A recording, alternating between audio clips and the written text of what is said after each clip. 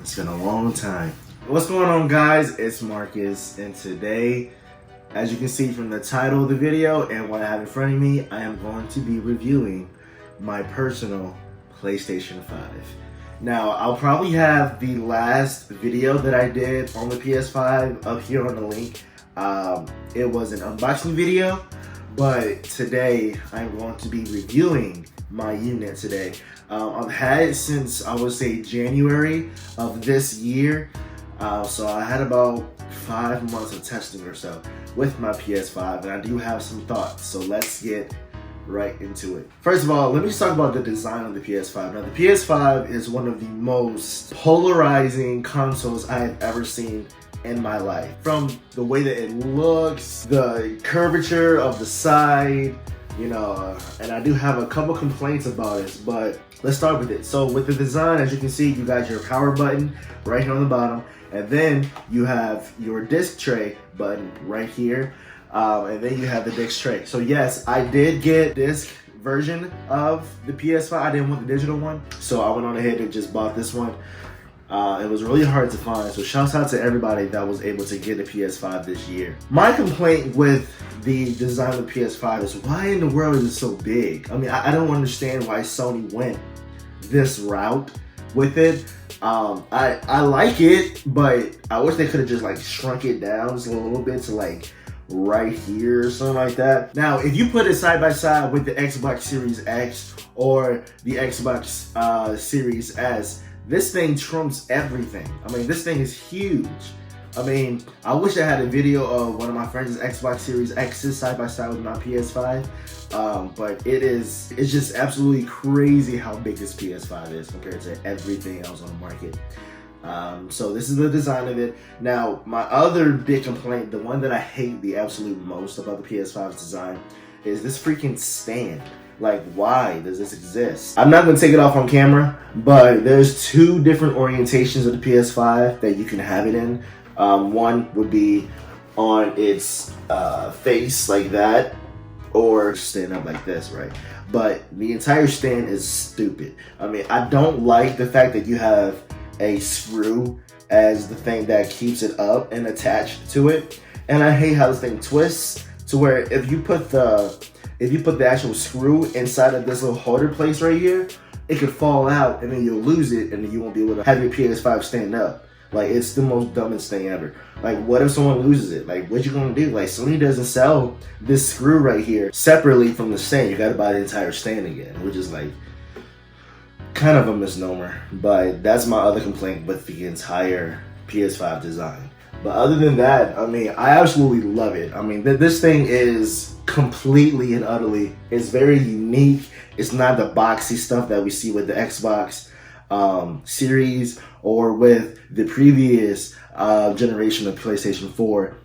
It's not like that. It's very unique. I love it. And I love how the light strips on the PS5, they light up. I think that the two colors that I've seen so far was blue and gray or white as the colors that glow. So that was the design of the PS5. Now, one thing that I wish that Sony was able to give us was the colors that we could choose for the actual cover of the PS5. Now, these are detachable, and it's actually really cool because one thing is, on this side of the PS5, there is an external SSD NVMe 2.5-inch drive bay that Sony has yet to enable for us, because only PlayStation 5, and I guess that this will segue to my next point. The PlayStation only has about 850 gigs or so of memory that you can store your games on, but only 665 of that space is for the user. So you only have, like, at the max, like 4, maybe 6 games, depending on how big they are, which is not good for the actual gamer, because the actual gamer may have 15 to 20 games that they want to just store and be able to just play off the PS5, but they can't do that at all due to how small the storage is on the PS5. It limited exactly how much games that we could put on the PlayStation 5.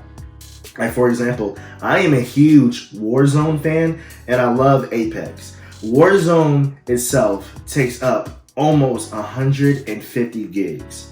All right, and that's not including updates. But as you can see, if you only have 665 gigs of storage that is made for you to use, that is not a lot at all. Like I said, you can only put like 4 to 5 games on this at one time. That's when the external SSDs or external hard drives come into play. Because yes, as of about a month ago, I think back in April, they had put out a firmware update on the PS5 that allows for it to store your old PS4 games on an external hard drive or SSD and play off of that.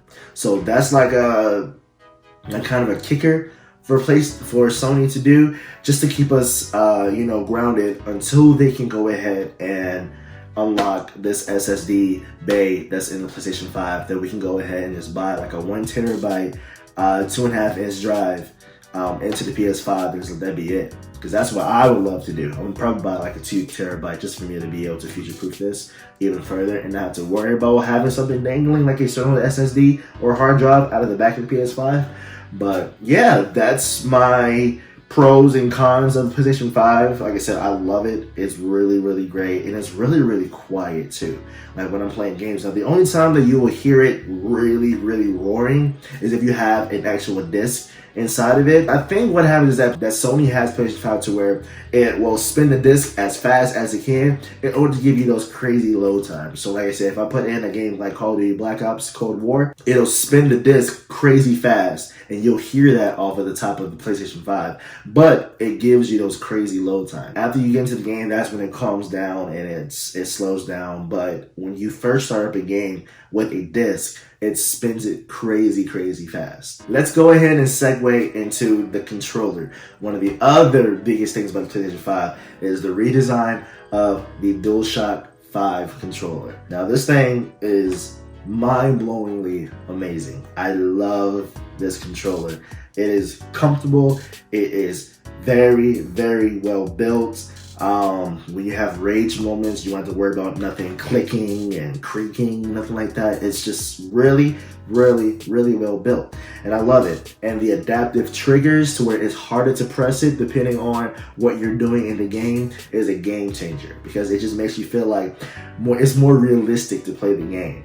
Especially because I'm a huge NBA 2K21 player, so when your player is really tired, you'll feel him getting more tired and more tired, because it's going to get harder for you to press this button to run. The more tired your player is on screen, which is like pretty great. It goes into the realism of what the PlayStation 5 can do, and with the controller being what it is to the PlayStation 5, it's absolutely mind-blowingly crazy. Now, one of the games that people have talked about for a while about the PlayStation 5 and the controller is a game called Astros Playroom. Now, that game is already going to be installed on the PlayStation 5 when you first set it up. It's going to go ahead and download it. And that's a game that basically showcases what the PlayStation 5 controller can do. The vibration system in this controller is insane. Like, if you're running on ice, it kind of makes you feel like you're actually on ice. You'll feel it like vibrate to kind of like simulate what that would feel like. It's just really, really insane. Now, Sony has opened up that adaptive system to other developers, so who knows what games will take advantage of what the PlayStation 5 controller can do. And with Astros Playroom being like a blueprint for that, there's no telling how crazy things are going to be 1, 2, 3, 4 more years from now with the PlayStation 5's life cycle on what games will take advantage of this and feel crazy with realism. Those are my things about PlayStation 5. Like I said, I love it. I do not regret buying this thing at all. It was crazy expensive, but what you get with the price, I mean, it's kind of worth it. Now, I do wish that there was more storage options. And with the life cycles of the past 2 generations of PlayStation, there probably will be a redesign of this within the next 3 to 4 years. But I do hope that they keep at least the design of the PlayStation 5 with the angles and the size. Like, this is not a flat side. Like, it's curved and all that stuff. Like, I wish that they would keep that design for the redesign, but just make it kind of shorter. With the redesign, I wish that they would just take away the stand. The stand is dumb. I don't understand why they did what they did with the stand. Like, that was just like one of the dumbest design decisions ever, because it just makes it hard for you to, like, what if you lose the stand and you're going traveling somewhere? You know, you got to force it to be on the side without having any support. Like, that's, you know, it's kind of inconvenient for the overall user. But like I said, with the redesign, take away the stand, make it smaller, and I think that's really it for me. Oh, and also make these customizable. So where if you buy it from, like I say, the Sony store online, at least give us an option to change the faceplates, the color of it. And you know, I would love to have this in like a red or a red and black. That would be sick. Now, I know that there are some rumors going around about the controller having some new colors. I will be checking those out, so stay tuned on the channel for those, but I am looking forward to the color options on the PlayStation 5 controller. But that's about it for me, guys. Next week, I do have another unboxing video coming up. It's gonna really, the product that I bought is gonna really help my life going forward. I'm not gonna tell you that, guys, exactly what it is, but it's coming out next week, so stay tuned on the channel for that. Please like, comment, and subscribe below. And this is Marcus, and you guys have a good one. Peace out.